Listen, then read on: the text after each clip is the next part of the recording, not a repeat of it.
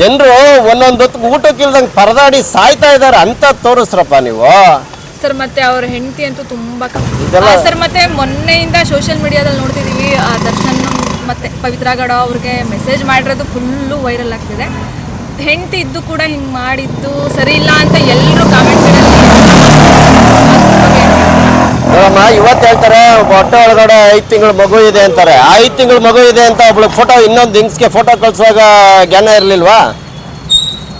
ನನ್ನ ಜ್ಞಾನ ಎಲ್ಲೋಗಿರುತ್ತಮ್ಮ? ಬೇರೆಯವ್ರ ಹೆಣ್ಮಕ್ಳಿಗೆ ಅವನಿಗಿಂತ ನಾನೇನು ಕಮ್ಮಿಗಿದ್ದೀನಿ ಅಂತಾರೆ, ಅದು ತಪ್ಪಲ್ವಾ? ಹಾಂ, ತಪ್ಪಲ್ವಾ ಅಮ್ಮ? ಇನ್ನೊಬ್ಬರ ಬಗ್ಗೆ ನೋಡಿ, ನಾವು ಬರೀ ಸೆಲೆಬ್ರಿಟಿಗಳು ಅಲ್ಲ, ರೋಡಲ್ಲಿ ಹೋಗೋ ಅಂತ ಒಬ್ರು ಕೂಲಿ ಕಾರ್ಮಿಕರು ಇರ್ತಾರಲ್ಲ, ಅವ್ರಿಗೆ ಮಾತಾಡ್ಬೇಕಾದ್ರು ನಮ್ಮ ನಾಲ್ಗೆ ಒಳಗಡೆ ನಾವು ನಾಲ್ಗೆ ಇಡ್ತಾ ಇಟ್ಕೊಂಡು ಮಾತಾಡಬೇಕು.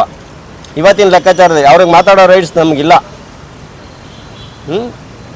ಇದು ತಪ್ಪು ಆಗಿದೆ ಇಲ್ಲ ಅನ್ನೋದು ನಾವು ನೀವು ಹೇಳೋದಲ್ಲ, ಅದಕ್ಕೆ ಅಂತಲೇ ಇದೆ, ಕಾನೂನು ಇದೆ. ಸರ್ ಏನನ್ಸುತ್ತೆ, ಹೊರಗೆ ಬರ್ತಾರೆ ಅನ್ಸುತ್ತಾ? ಬರ್ತಾರಮ್ಮ, ಬರದೆ ಇನ್ನೇನು ಮಾಡ್ತಾರೆ? ಬರ್ತಾರೆ, ಬೆಲೆ ಹಾಗೆ ಆಯ್ತದೆ, ಬರ್ತಾರೆ. ಸ್ವಲ್ಪ ಕಷ್ಟ ಆಗ್ಬೋದು ಅಷ್ಟೇ, ಅದು ಬಿಟ್ಟರೆ ಇನ್ನೇನಿಲ್ಲ.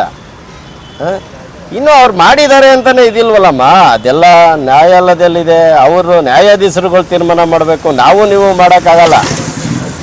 ಅದಕ್ಕೆ ಅಂತಲೇ ಕಾನೂನಿದೆ, ಕಾನೂನು ತಜ್ಞರಿದ್ದಾರೆ ಅಲ್ವಾ? ಅವ್ರು ಮಾಡಿ ನಾವು ಹೇಳೋದೇನೆ, ಅವ್ರು ಮಾಡಿದರೆ ಅವ್ರಿಗಾಗಲಿ, ಅವ್ರು ಮಾಡಿಲ್ಲ ಅಂದರೆ ಸುಮ್ಮನೆ ಅವ್ರ ಮೇಲೆ ದೂಷಣೆ ಮಾಡೋದು, ಬಾಯಿ ಹೆಂಗೋಯ್ತದೆ ಹೆಂಗೆ ಮಾತಾಡೋದು ಅಲ್ವಾ? ಅದೆಲ್ಲ ತುಂಬ ತಪ್ಪು. ಐವಾನ ಅಂತಾರೆ ಕೆಲವು ಮೀಡಿಯಾದಲ್ಲಿ, ದನ ಇದ್ದಂಗೆ ಇದ್ದಾನೆ ಅಂತಾರೆ, ಫೀಲಿಂಗ್ಸೇ ಇಲ್ಲ ಅಂತಾರೆ. ಅದೆಲ್ಲ ತಪ್ಪು ಆಗೋಗಿದೆ, ಸಣ್ಣ ಆಗೋಗಿದ್ದಾನೆ ಅಂತಾರೆ. ಜೈಲಲ್ಲಿ ನಿಮ್ಮನ್ನು ಜೈಲಿಗೆ ಬಿಡ್ತಾರೆ ನಿಮ್ಮನ್ನ ಅವರ ಹೆಂಗೆ ಎಷ್ಟು kg ಇದ್ದಾರೆ, ಎಷ್ಟು ಅಗಲ ಇದ್ದಾರೆ, ಎಷ್ಟು ಚೆಸ್ಟ್ ಪಿಟ್ಟಿ ಇದೆ ಅಂತ ನಿಮ್ಮನ್ನು ಬಿಡ್ತಾರೆ ಟೇಪಾಗಿ ಚೆಕ್ ಮಾಡೋಕ್ಕೆ. ಅದು ಹೆಂಗೆ ಹೇಳ್ತೀರಾ ನೀವು? ಸ್ವರ್ಗೋಗಿದ್ದಾನೆ, ಬೆಂಗಳೂರಿಂದ ಬಳ್ಳಾರಿಗೆ ಹೋದ್ಮೇಲೆ ಸ್ವರ್ಗೋಗಿದ್ದಾನೆ ಅಂತಾರೆ. ಈ ಯಾವ ಲೆಕ್ಕಾಚಾರ? ಅದು ತಪ್ಪಾಗಿದ್ಮೇಲೆ ಅವ್ನು ತಪ್ಪಿಸ್ತಾ ಅಂದಮೇಲೆ ನೀವು ಹೇಳೋ ಪರವಾಗಿಲ್ಲ. ಹಾಂ, ನ್ಯಾಯಾಲಯದಲ್ಲಿ ತನಿಖೆ ನಡೀತಾ ಇರೋ ಅಂಥದ್ದಲ್ಲೇ 3-4 ತಿಂಗಳಿಂದ ಬರೀ ಇದೇ ಆಗೋಯ್ತು. ಇನ್ನು ಯಾವುದು ಕೇಸ್ಗಳೇ ಆಗಿಲ್ವಾ 3-4 ತಿಂಗಳಿಂದ?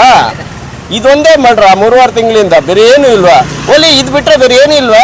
ಜನಸಾಮಾನ್ಯರಿಗೆ ನೋಡಿ, ಆಚೆ ಕಡೆ ನೋಡ್ರಿ, ಕೆಲಸಗಳು ನೋಡಿ, ಜನರು ಒಂದೊಂದೊತ್ತು ಊಟಕ್ಕಿಲ್ದಂಗೆ ಪರದಾಡಿ ಸಾಯ್ತಾ ಇದ್ದಾರೆ ಅಂತ ತೋರಿಸ್ರಪ್ಪ ನೀವು.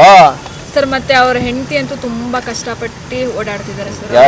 ಎಲ್ಲರ ಮನೆಯಲ್ಲೂ ಈಗ ನಮ್ಮ ಹೆಂಡತಿದಿರಾದ್ರೂ ಹಂಗೇನೆ ಅಮ್ಮ.